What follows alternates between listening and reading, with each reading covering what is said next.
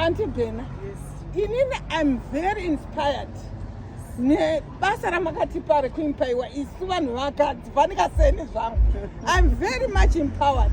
Tinotenda. Inini ndiri kuita mari nebasa rebiri zvakanyanya. Auntie Bena, Yes. Auntie Bena, makataura imi mukati tiri kuimpawa vanhu vakaita sei?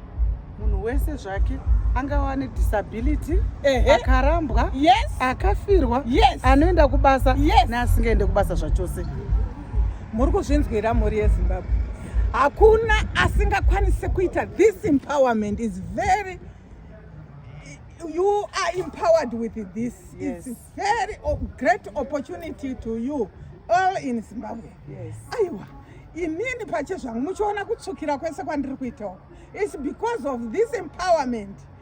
Tiri kushanda nesimba, tichishanda semadzimai anhasi. Yes. Vamwe varume sevarume vanhasi vari kushanda vachimpaiwa this business. Let's keep on doing this business.